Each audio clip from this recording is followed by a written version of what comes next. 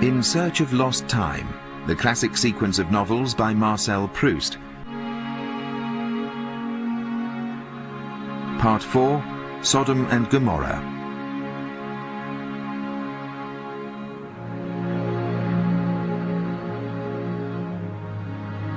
You wake in the silence. A moment. Who are you? For a moment, you don't know. For a moment. Until memory. Your bedroom in your parents' apartment in Paris. Ring for the maid, Françoise. The bell. Reminds you of another bell. It's the one on the garden gate at your great-aunt Leonie's house in Combray. This bell still rings in your ears, though it happened in the remote past, your childhood. You're terrified. You realize this bell has always been inside you. These moments are your life. You feel giddy, as if you're looking down from a height at the long series of the years, not separated from you, no, but inside you. Your hot milk. Oh, Françoise. Some air in here wouldn't go amiss. Françoise, what sort of a day is it? It's a day. What do you need to know? What to do? An invitation to the party of a princess this evening. It's silver writing on the creamy card against the mirror. And though the bright charms society people once held for you seem to be tarnishing, you'll go. She's a princess, after all. And between then and now, you'll start your novel. That's what you'll do. After all, it's only a matter of willpower. I'm not sure. What? It's the Baron de Charlous's voice. In the courtyard, outside your bedroom. I beg your pardon, I'm confused. And Jupien, the tailor. Are you? You go to the window. Some instinct draws you. Perhaps you need to sit down for a bit. Did I see you once in Zurich? Portly Charlus tilts his body. Zurich? Oh, I've never been there. Do you have a light? For a cigar? You're waiting for something you suspect is going to happen. Oh, I'm afraid I've left my cigars at home. Oh. Well, why don't you pop into my shop then? Now the tailor places his hand on his hip, sticks out his behind, poses like a coquette. You can get everything you want there. Or like some orchid in front of the providential arrival of a bee. You're fascinated. Yes, all right. Where's... Follow me, sir.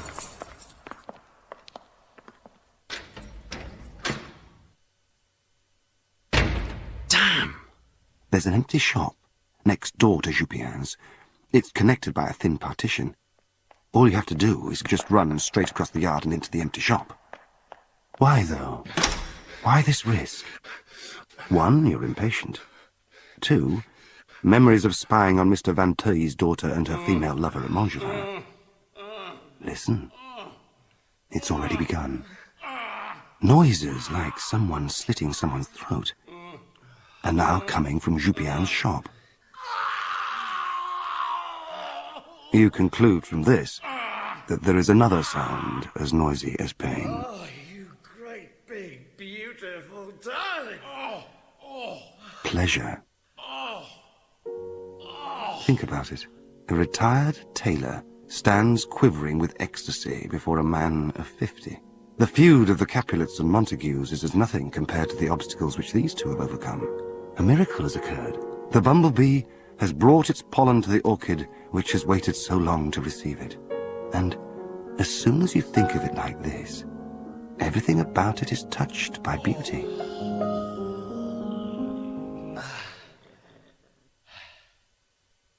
You daren't move, but wait half an hour for them to come outside again. Why do you shave your chin? Eh? It's so nice, a beard. Ugh, it's disgusting. You big baby. You ask me why I follow young men home.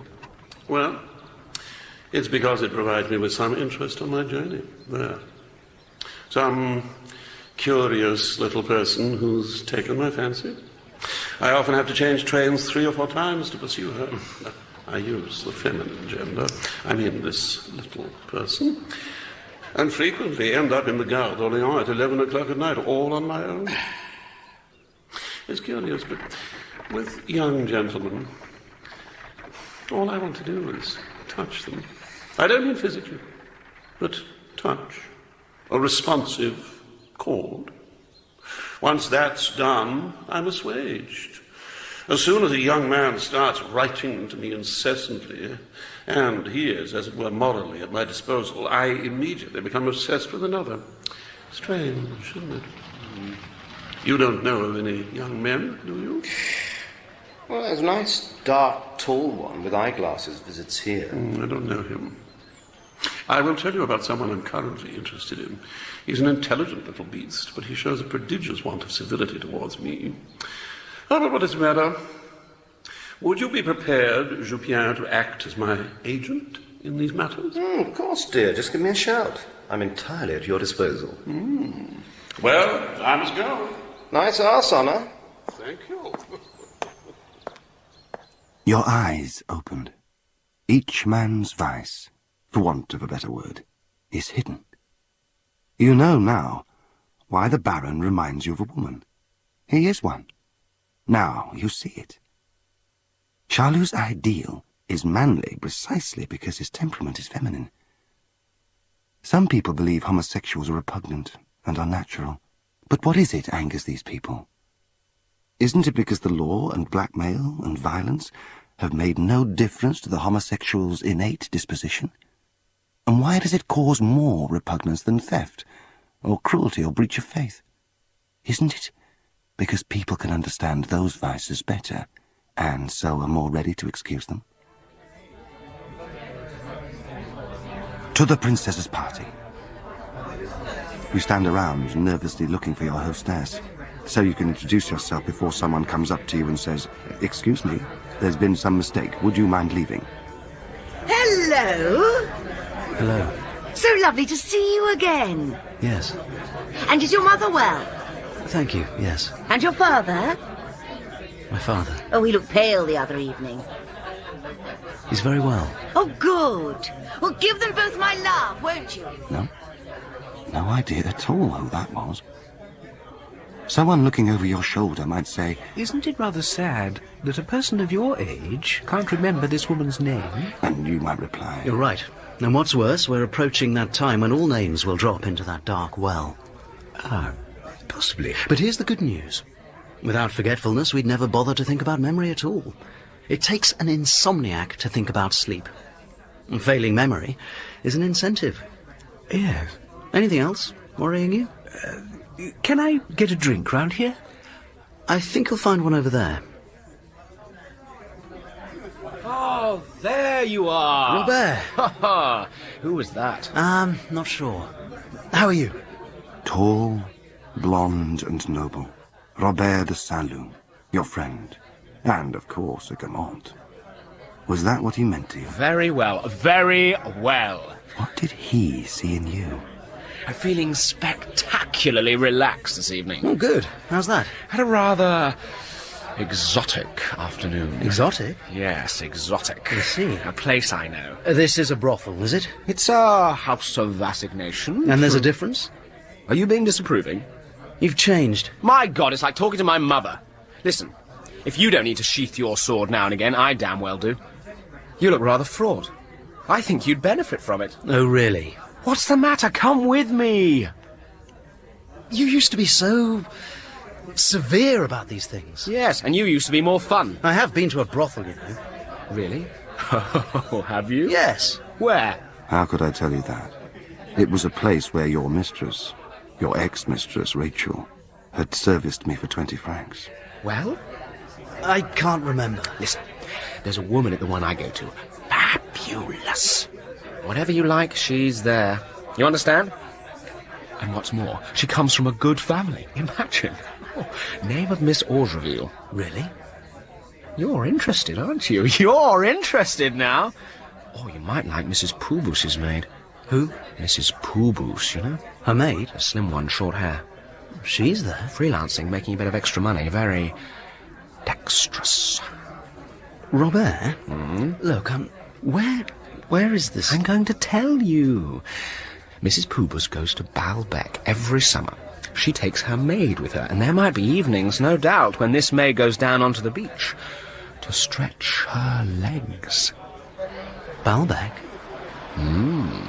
And as always, along with the name Baalbek, come thoughts of you, Albertine, whom I first saw silhouetted against the sea, as you crossed the sand with your friends. He's looking at you. Let him look. Albertine. I try. I've always tried to be like a brother to you. You know that, don't you? Yes. Because I love you. Mental note. Mrs. Poobus's maid. Stretching her legs. Baalbek. I've got to find a drink. I want to ask you about your uncle. Which one? I've got so bloody many. The Baron de Charlus. What about him? Is it true? His reputation? But he's a queer. Yes. Why ask this when I already knew the answer?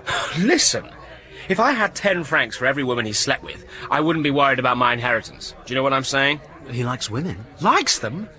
They're his life, his hobby. You see over there, see him over there? He's pretending to take an interest in those 2 young men. Yes. It's not them he's after. It's their mother. Look at her, hovering in the background, smiling at him. If you want to bed a woman, flatter her children. It's a Guillemont family strategy. So pleasant to see really well-educated young men nowadays. He'll have her later. My uncle queer? Oh, a filthy lie. Remember that. My drink calls. We'll talk later. Robert, why protest so loudly? Good evening. Mr. Swanham. How are you? For a dying man. Quite well. Don't look so sad. Now, in the last stages of his illness. When are you going to come and see my daughter? The chemical reactions in his face. The mottled blue. We're all very proud of Gilberte. She's quite grown up now. Mr. Swan, you are coming to my garden party? Tomorrow afternoon?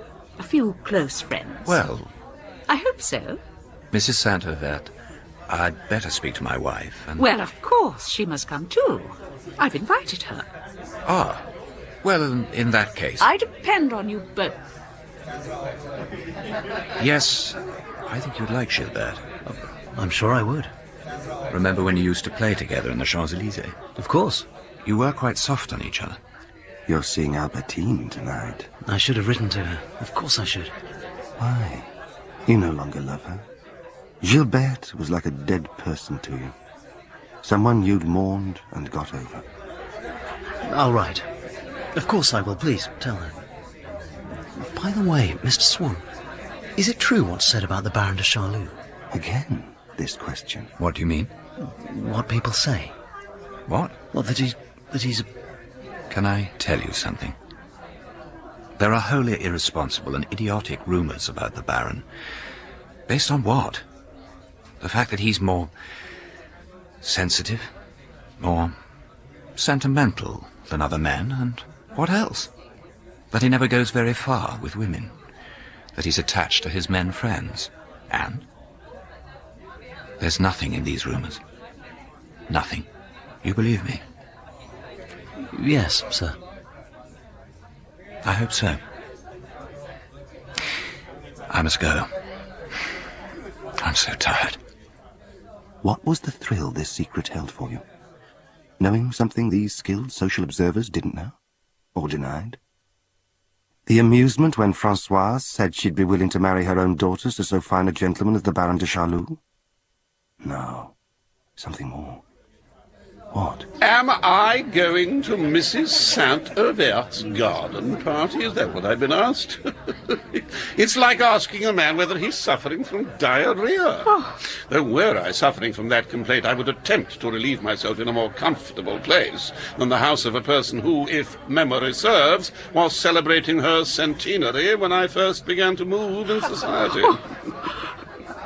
When she spoke to me, my olfactory organ was thrilled because I said to myself, good God, someone has broken the lid of my cesspool.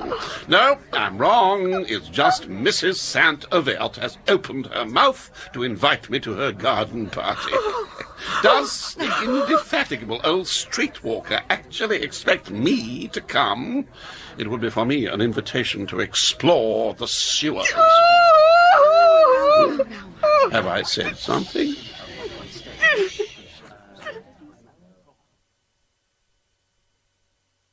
Albertine. The comfort in seeing her. You'd given her a ticket to Racine's play Phèdre, knowing the performance would be over and she'd be there when you got home. She wasn't. And then having to run the gauntlet to Françoise's finely honed scepticism. You're confident, are you? Françoise, she'll be here. Oh, it's none of my business. Quite. You never know with that one. Françoise had no time for Albertine. Are you following me? You don't look right. I don't look right. The telephone, that is. It's ringing, Françoise. She's your friend, not mine. It's only a phone, you know. Only a phone? Oh, I don't think so. Yes? I'm not disturbing you. Albertine? Yes. Are you coming around? Listen. What? It's difficult. Why? It's just that, you know... Oh, if you need to... What? If you need to see me... If I need to? Yes. What does that mean? It means... Go away, I'm on the phone. Where are you? Oh, just round a friend's house. If I need to? What? You said if I need to see you, you'd come. Yes, that's right. But it would be difficult. Why? Because it just would. Because I'm across town. Ah. Well, I don't need to see you. Did I... Sorry, did I give you that impression? I'm sorry. I'm miles away from you, that's all. Otherwise I'd come. Listen, I'm tired. Are you? Very tired. I've been to a very important party Are and you cross with me? No. Cross? Why? All this fuss. What fuss? I'm not making a fuss. I know you. Listen, I couldn't care less if you come or if you don't come, all right? You want to get back to your party? Get back to your party. I'll come. I'll get in a cab right now. Nobody's asking you to. What can I say to you? I'll call you tomorrow then. Yes, whatever you want. I'll make it up to you. You have nothing to make up. What? Leave me alone, would you? I'd like to. Leave me alone. I was going to say I'd like to kiss you goodnight. What? Marcel? Kiss me. Marcel? Kiss me. Kiss me.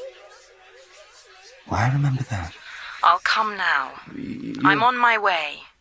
Then you understand. She'll never reveal everything, and you'll never be sure of her until you lock her up. In Baalbec, in search of Mrs. Pubus's maid, desolate and heart-sore in the hotel, you bend wearily to untie your boots.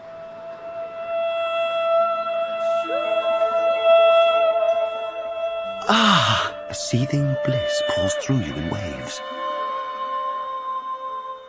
What is it? Ah! And suddenly you remember another visit to this hotel.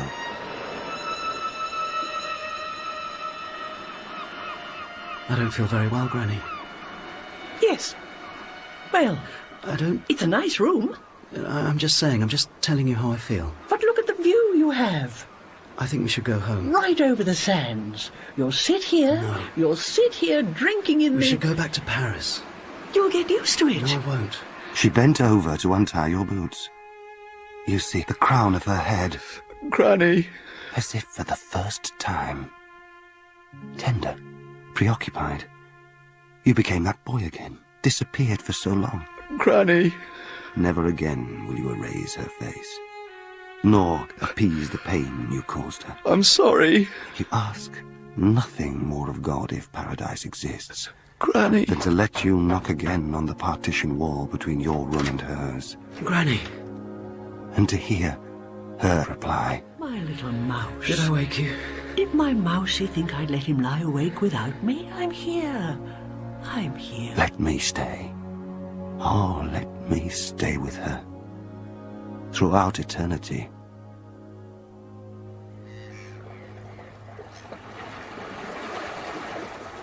Baalbec. You said you were upset. It was nice of you to come out. I said I'd come whenever you needed me. What happened? I like your hotel manager. Do you? He's a card. He is, isn't he? He said he'd be happy to facilitate the passage of my inquiry. Yes. I said, no, just tell him I'm here. Oh, you'll be all right. You're missing your grandmother, of course you do. You loved her, but you'll get over it. What does that mean? You're so sweet. Yes, I am, aren't I? But I have to go. Now? I've promised someone. Who's that? A friend. And I've let her down so often. Stay with me. I can't. You said you'd stay if I was gloomy, if I was in the mood. Well, I am gloomy. I am in the mood. It's a friend of my aunt's. I promised her. But why today? I don't understand. Why not tomorrow? Oh, I see. Tomorrow. No. She's busy tomorrow. All right. I'll come with you then. Listen, let's go somewhere else. Where? We'll have lunch together. What about your aunt's friend? Doesn't matter. Well, she'll be disappointed, won't she? It doesn't matter. We'll have fun. Let's have fun.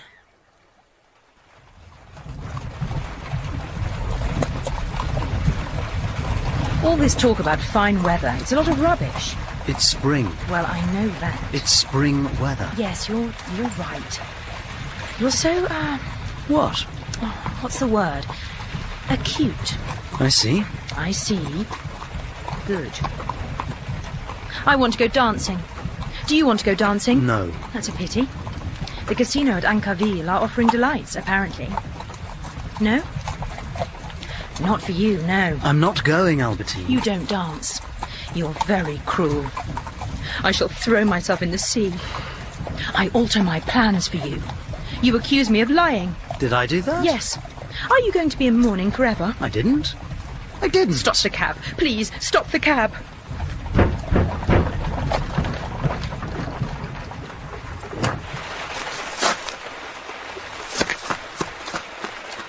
You thought then of everything you'd been told about Swan's love for Odette, of the way Swan had been tricked all his life. It's all right. It's all right. I don't love her.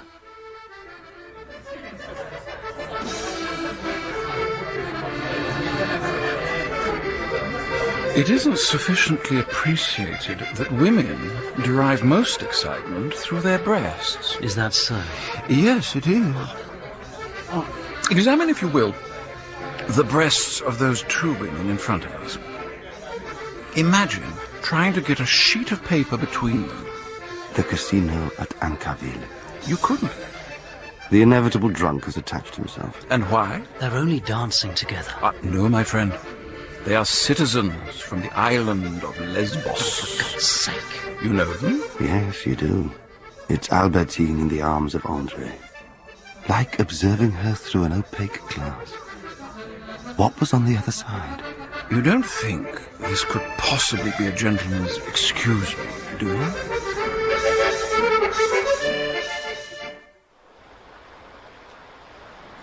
Marcel, what have you got against me? Look at the gull. Don't change the subject. Be frank with me.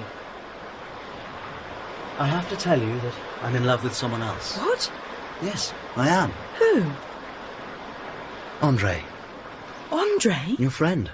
For a long time now, yes. Mad about her. There was a time when I hoped I might be able to love you, but that time has passed. Shut up. That's the way it is. Is it? Yes. I see. Well, thank you very much for your openness. I appreciate it. You understand? Completely. Well, that's good. Perfectly natural. She's so... André? Yes, André, she's so fine. Everything about her. Yes. Everything I could ever hope to. Yeah, good choice. She's so... You understand? Of course. I'm half in love with her myself. What? Everyone is. I see. Are you? Oh, yes. Well, she's so sophisticated. She's so... I don't want to lose you, that's all. Me? Yes. Why should you? You're not angry? Not at all. Not in the least. Well, that's reassuring. A message from your aunt, young lady. Are you intending to come back for lunch? Yes or no? No. Well, she'll be pretty cross, I'd imagine. All the same.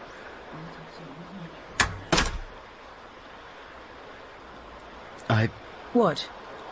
I heard a rumour. Oh, yes. And what was that? The thing is... Yes? Albertine, the thing is, I was with someone at the casino. I saw you dancing with André. Whom you love? Wait a minute. And this person noticed that your breasts were touching. Touching what? Each other's. And I saw you once kissing her on the neck. She's my friend. On the neck, Albertine, on the neck. Yes, and? You think if there was anything going on like that, I wouldn't tell you? That sort of thing disgusts me. Here. No, please. Oh, kiss me for God's sake. Albertine! Albertine! Of course I didn't do anything like that. We seek out what hurts us, Open your lips. and then seek to get rid of it. Oh, spoil sport. Distrustful, suspicious, above all, convinced by denials. Who would argue with a sedative that works? You ought to have left Baalbek there and then, and to have locked yourself in solitude and stayed there, remembering the echoes of a voice which, if only for a moment, was loving. My darling.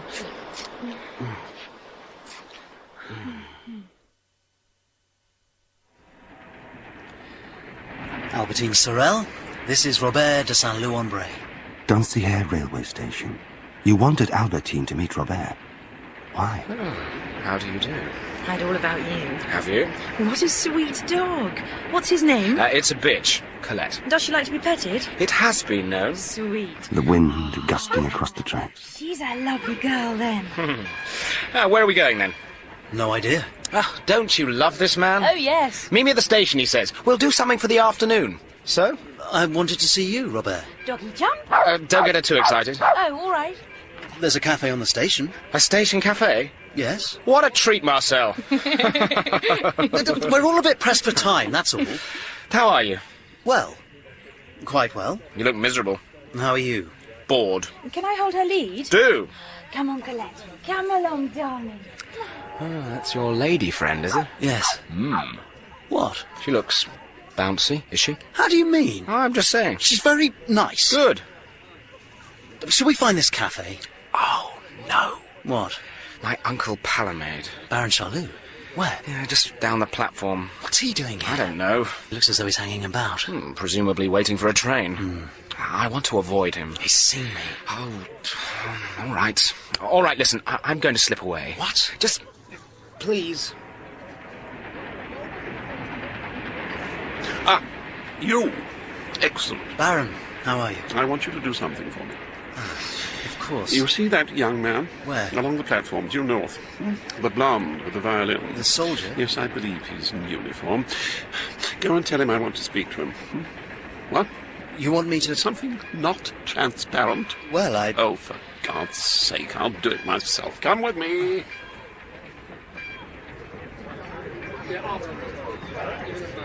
Please excuse me. May I assume you're in the regimental band?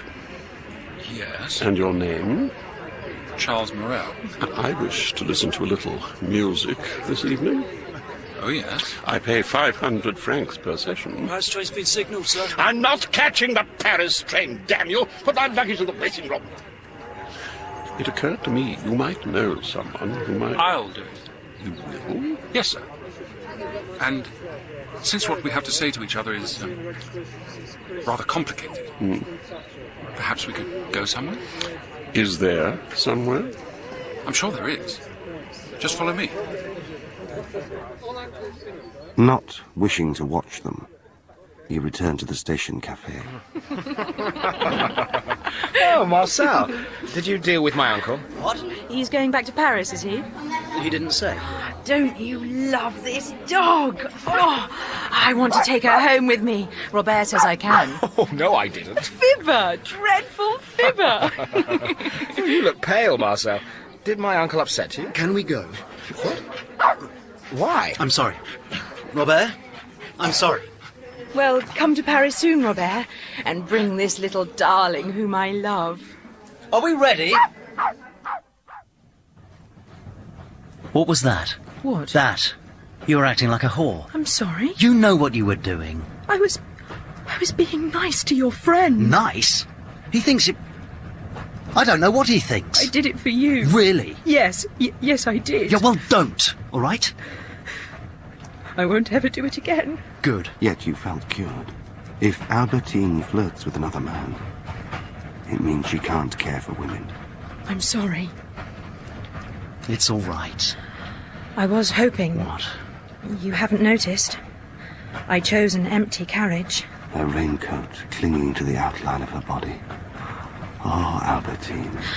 I'm rather warm, as a matter of fact. Take it off. Do you want me to? Yes. You take it off.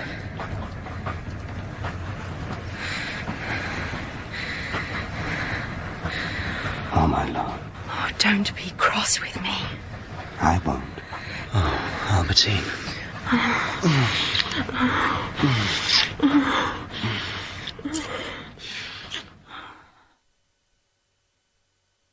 And I can tell you the difference between Mrs. Verdurin and the Duchess de Beaumont. Mrs. Verdurin is a great lady. The Duchess is probably a pauper. Mrs. Verdurin has 35 million francs. 35. Another train out of Balbec. The following evening. I'm anxious to reach Mrs. Verdurin's salon. She entertains all the very best people. Hoping to see Mrs. Proust, who's also been invited. And the maid. Ah, Brichot. Ta-ta. This is Marcel. Ah, you're joining our little clan this evening? Yes. Very good, very good. Shame about Deschamps, Dr. Cottard. We all have to die sometime. Excuse me, who is Deschamps? Mrs. Verdurin's favourite pianist. For a while. In the days when Swann used to attend our gatherings. He fell from favour. He was in favour for a while, and then he fell from it. Now he's dead. I'm surprised she's decided to go ahead with this evening. I think her husband has some idea to distract her. I hear they found her violinist. He was in bed with a cold. Sorry, this is... He was bringing someone with him, apparently. Oh, yes. Some friend of his father's, whom he met by chance on Doncières Station. Well, that'll be interesting. That's what I thought. Who? His name's Morel.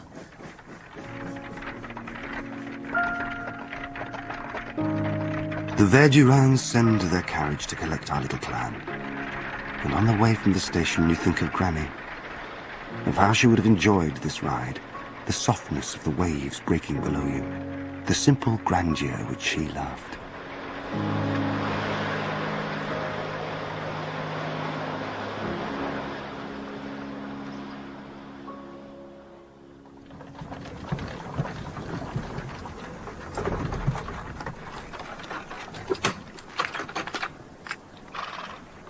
You got here in one piece, gentlemen. Mr. Verdurin. Cotin. Brichot. And this is... Marcel. Ah, my wife's little invitation. Fair enough. I'm sorry I don't have any evening clothes. Doesn't matter. Liberty Hall, eh, gentlemen? Absolutely. Tragic about Deschamps. Is that your idea of an opening remark, Brichot? Well, he was young. And we can't bring him back to life, can we? Why cry over spilt milk? We have a wheelbase waiting. And for God's sake, Brichot, do your best to sit on the lamentations in front of Mrs. Verdurin. I swear to you, when she found out he was dead, she practically cried. And if she makes herself ill, it'll be me who'll look after her. And I'll hold you responsible. And don't let's pretend he was a genius, please, just because he's kicked the bucket. My wife took him up for a while, made something of him, because that's her way. And that's all there was to it.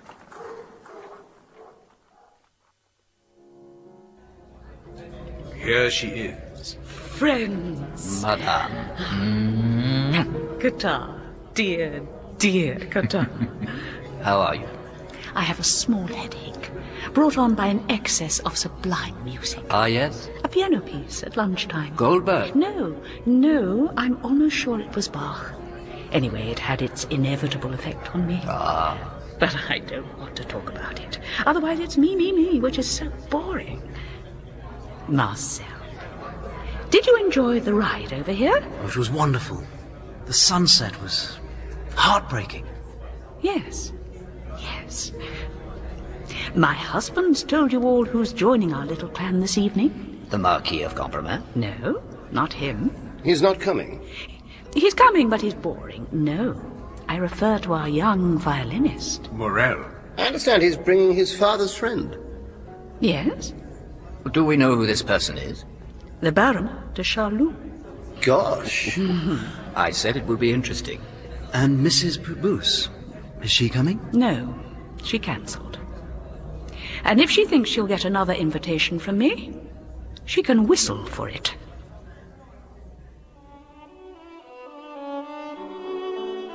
Doesn't Mr. Morel play divinely, Baron? Such cliches normally cause me to vomit, Mrs. Verdurin. But in this case you've chanced upon a good one. Have you got a headache? Oh, don't. Don't what? Don't remind me of it. All right, I won't. I'm very glad you could come. Yes. Did you enjoy the ride over here? Yes. Shall we listen to the music now? You imagine yourself to be ill. You become ill. Isn't this marvelous? You think tenderly of men. You become a woman. I can see you're one of us, Baron. I beg your pardon? Every day an imaginary skirt trips you up. Don't protest. I can tell you were from your very first words. I don't know whether you practice any of the arts, but that isn't necessary. Nor is it always sufficient. De Chambre, who has just died, played exquisitely, with the most vigorous execution, but he wasn't one of us. You felt it at once. Brichot isn't one of us. Morel is. My wife is. I can feel that you are. Now I see what you mean. So it is that one obsession can affect your health, while another will change your sex. Are you staying long on the coast? Oh, good Lord, one never knows. I should like to stay here until the end of September. You're absolutely right. That's when we get the most splendid storms at sea. Well, to tell you the truth, that isn't what interests me. I have for some time past unduly neglected the Archangel St. Michael, my patron. I wish to make amends to him by staying for his feast on the 29th of September at the Abbey on the Mount. Do you take an interest in that sort of thing? You are perhaps afflicted with intermittent deafness. I've told you that St. Michael is my most glorious patron saint. I'm saying this. It's beautiful at the offertory, when the altar boy stands erect, in a white robe, swinging a golden censer, and the fragrance of those perfumes mounting up to God. Perhaps we could get a group together and pop over. What edification for the faithful in this act of homage. It would be wonderful to hear our young friend performing a Bach cantata. The abbot would go wild for it. I must mention it to this young Angelico of music. Yoo-hoo!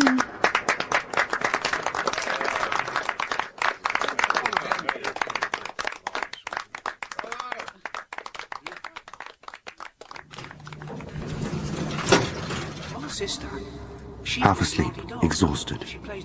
The lift operator's words enter your dreams. She's full of fun. You dream a loved one is waking you. Marcel. Albertine. Gets out of the cab, leaving the cab driver a little present to clear up. You know what I'm saying? Eh? You wake alone. Thank you very much, sir. If everyone was as kind as you, there'd be no poor people left. But, as my sister says, there must always be poor people. Tears in your eyes. Albertine takes up painting. In a hired, chauffeur-driven car, you take her to the little churches around Baalbek. You got everything? Why are you worried? That's all right.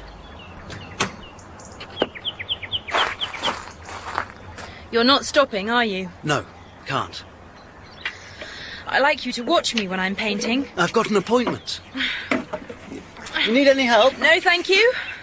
I'm sure I can get my own easel out. Wait! The paintbrushes! Are you in a hurry? No. I'll pick you up. When? 5? 5, Albertine? Yes. I'd love you to stay here. Enjoy yourself.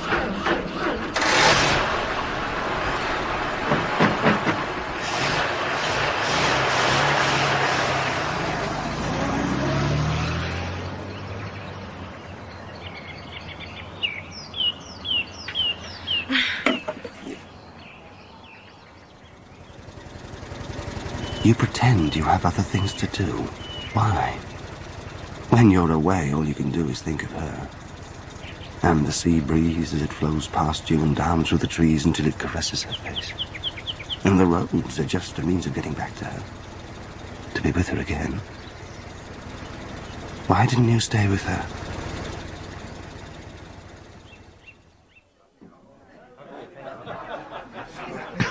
You're wheezy? No. Marcel, you're wheezy. It's damp. You go out all the time, ill-clothed. What can we expect? Mamma has come to join you. Such tenderness when you were ill. I'll have a lie down after lunch. That's right. If that doesn't interrupt your plans. It doesn't? How is Mrs. Verdurin? The same.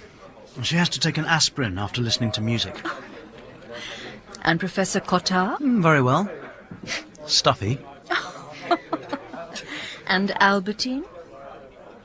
It is Albertine, isn't it? Yes. I wouldn't see too much of her.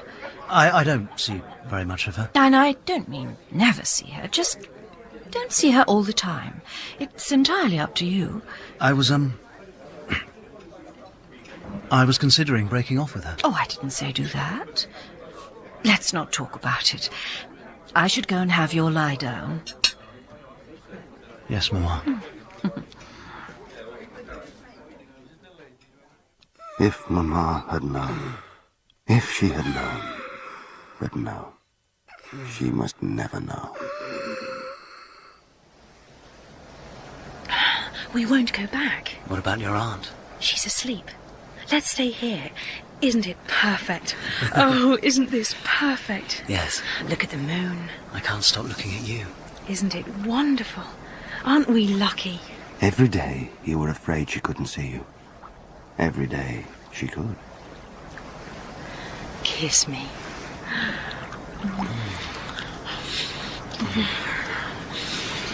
Here's your kiss, you silly boy. What? What's the matter? It'll always be like this. Little buttercup.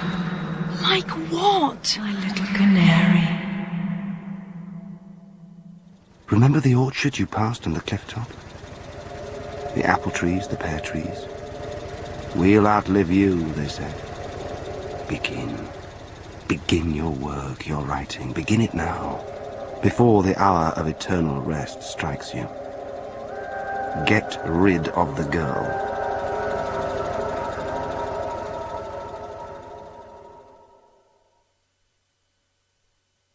Baron de Charlus is also in love. Along the coast he takes Morel to lunch in the same car, with the same chauffeur. Can't you get the staff to remove this thing from my table? Everyone thinks the Baron is a penniless old man being treated by his generous and long-suffering nephew. Don't you like roses? Well, it's because I do like them, but I don't like that plant. Waiter? Yes, sir. I ordered champagne. Yes. And then take away this filth which has no connection with champagne.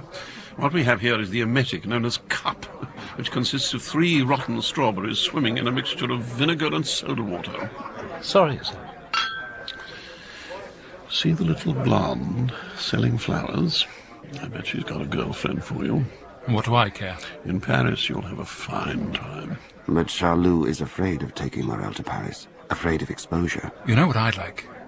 Is to find a girl who's absolutely pure, make her fall in love with me, and take her virginity. What good would that do you? Then you'll be obliged to marry her. Marry? No. Once my amusement was over, I'd ditch her. Would you really do that? Dump the bitch.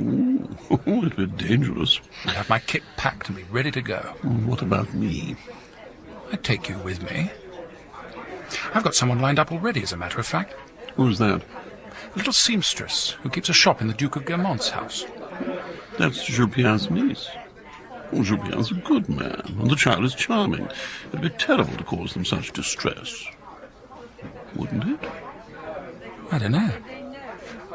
Would it? But Charlus' sadism was easily assuaged. A few bad words and he was finished. Morel, however, was different.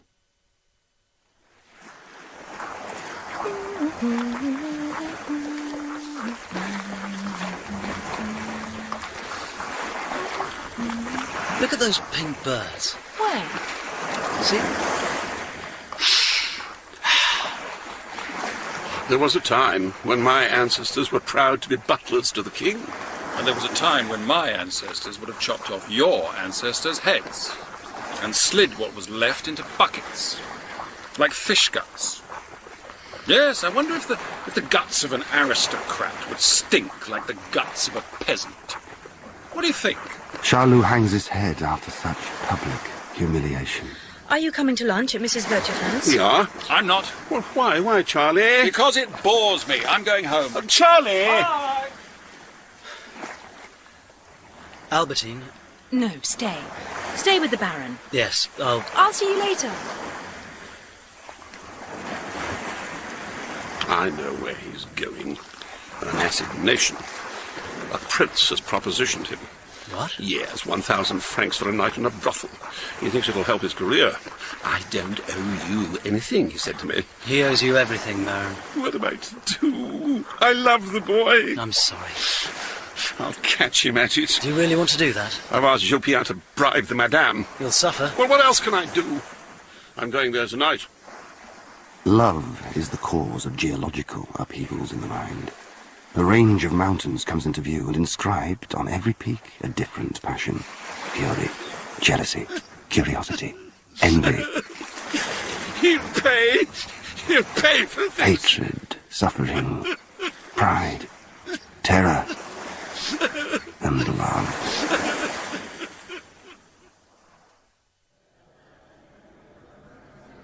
That night, Charlot and Jupien, a strangely crowded room, atmosphere of a railway station. Madame X's. You never been to one of these places before, Baron? My God, no. You're a big baby. You're a big baby. Now, you're safe with me, you know that. What if I'm recognised? Why? Who? Somebody? Oh, I don't think they're here. Who? Somebody. You're having fun, Jupien. Calm yourself, Baron. What do we do? Wait for Madame. But you say you've spoken? Yeah, we're getting a room next to Morel's. Oh, my God. Well, you want to catch him, it's what you got to do. If I want to catch him... Oh, no blubbing. Buck up. Yes. And here she is. Angelique. Mr. Jupien. My friend, who wishes to remain nameless. Pleasure to meet you, Baron. Oh, my God. He's in the Persian room. Aye? Morel, is it you're interested in?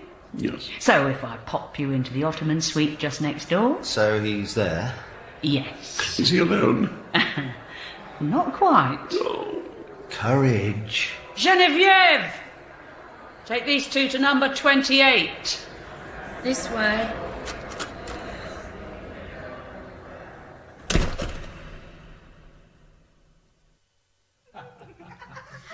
You want me to take my clothes off? Oh, for God's sake, no. We're all right, thank you, darling. Where is he? Next door.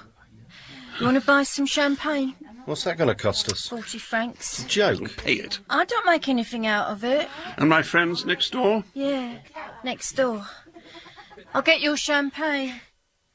Well, I thought you said something. No. What? Charlot, pale as marble, as though already lying on his family tomb in Cambrai. This waiting is crucifying me, I swear it. Is it nice being a soldier? No, it's a bloody bore. Jupien, that's Morel. Bit more champagne. Oh, my God. Oh, my God. Next door. You ready? Watch.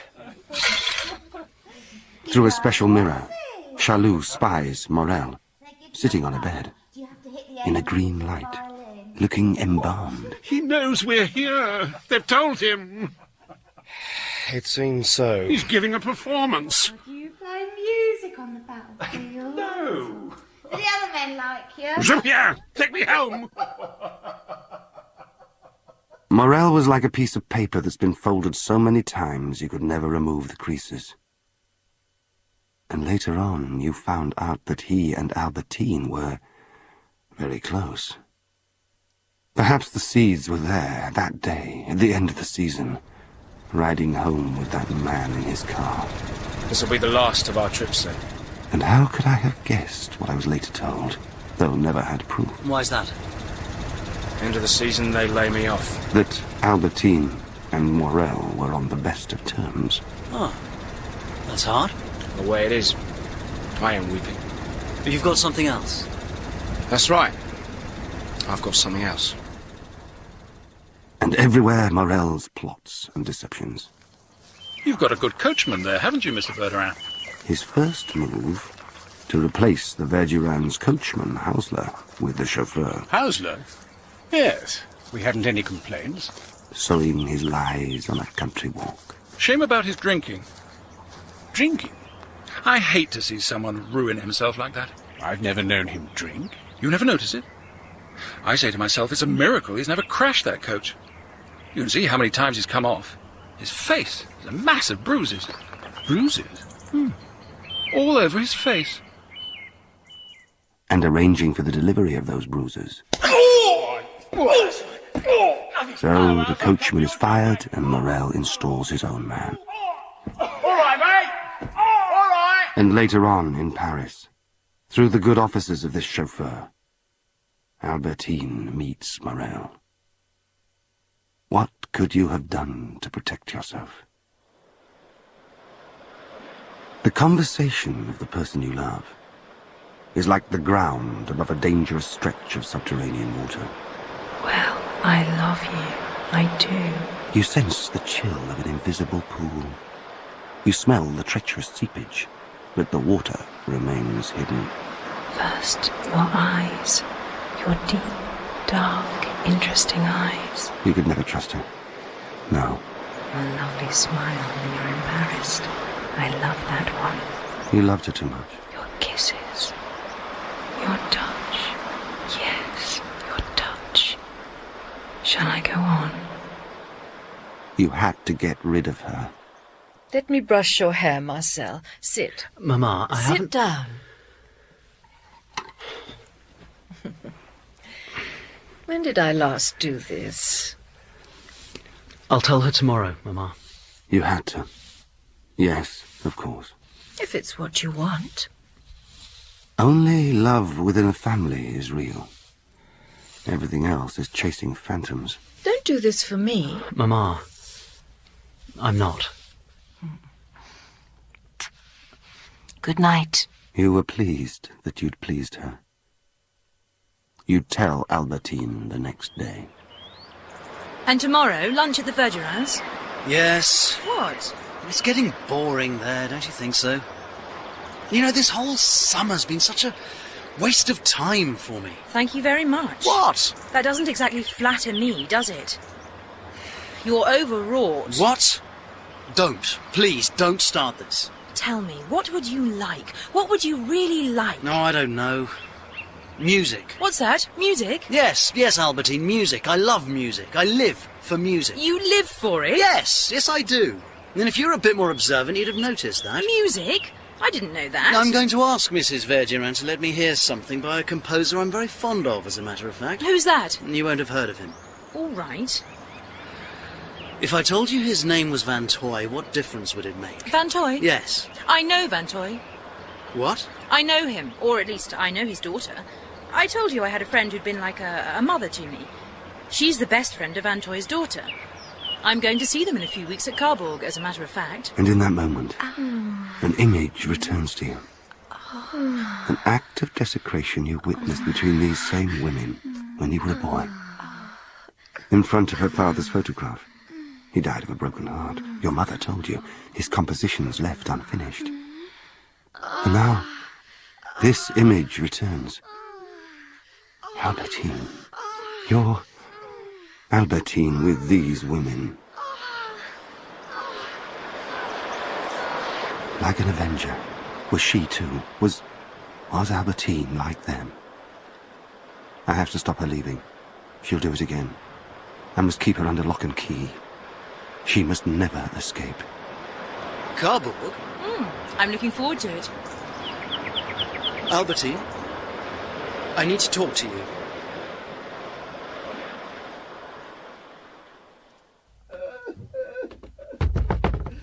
Mama! Mama! Marcel? What? What is it? Mama! Oh, my darling. Oh, Mama, forgive me. Oh, what? My darling, tell me. I've decided I'm going to marry Albertine. The realm of sleep has its own sounds. A bell wakes you. You heard it perfectly. You must have rung for Françoise. But no bell rings.